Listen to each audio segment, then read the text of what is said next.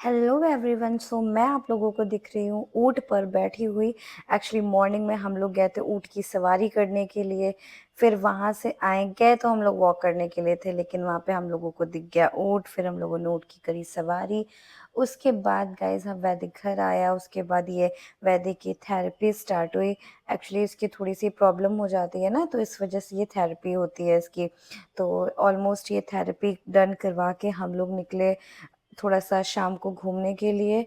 उसके बाद गाइज़ हम लोगों को इतने प्यारे-प्यारे से क्यूट-क्यूट से मंकीज़ दिखे कि हम लोगों से रहा नहीं गया।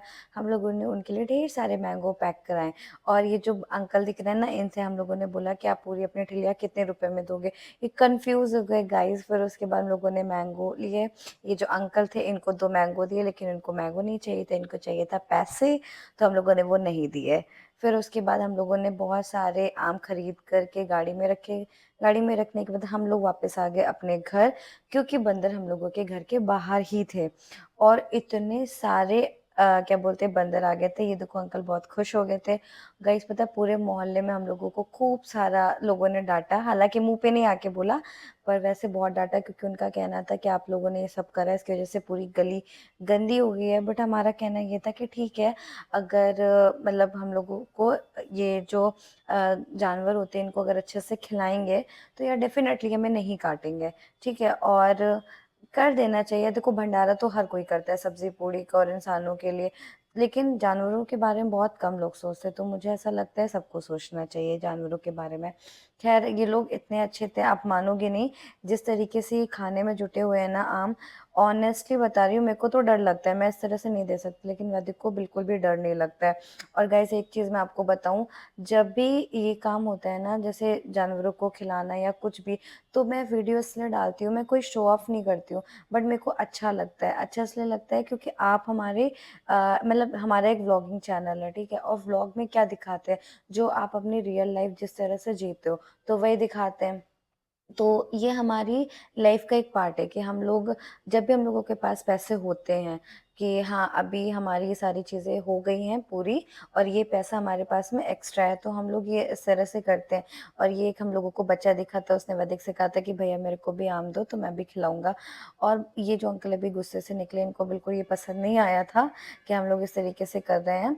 आप मानोगे नहीं गाइस, लोगों को मंदिरों के बाहर भंडारा जो लोग करवाते हैं, वहीं पे दोना पत्तल पड़ा रहता है, हफ्तों तक कोई साफ भी नहीं करता है। लेकिन इन बंदरों का मैं आपको बताऊँ, ये लोग आम खा के गए, इन लोगों ने बहुत गंदगी कर दी, मैं मानती हूँ। लेकिन रात में जब इन लोगों को दोबारा से भूख लगी, तो गाइज़ ये लोग आए, आने के बाद में वो जो छिक्कल और वो आम की जो गुठली पड़ी हुई थी, इन लोगों ने सारी गुठली और सारे आम इतने अच्छी तरीके से छिक्कल के साथ में खा लिए ना गाइज़, क्योंकि उस टाइम इन लोगों को ज़्यादा खिला दिया गया था, तो पेट भर गया था। जो आपको ये रोड में सब कचरा दिख भी रहा है ना, ये पूरा कचरा ये लोग साफ करके गए थे। उसके बाद में हम लोग पहुँचे घर, वहाँ पे पता चला घर के आगे जेसीबी आ गई है, वो सब सारे घरों को तोड़-फोड़ रही थी, क्योंकि पूरा कानपुर इस टाइम खुद रहा है। तो फिर उसके बाद वैदिक और हमको निकलना था अगले दिन बनारस की ट्रिप के लिए, तो ये अपनी गाड़ी का टायर चेंज करा रहा था क्योंकि टायर फट गया था। तो हम लोग वहाँ पे पहुँचे गाइज़, उनकी एजेंसी में इतनी गर्मी थी, एक भी एसी नहीं था।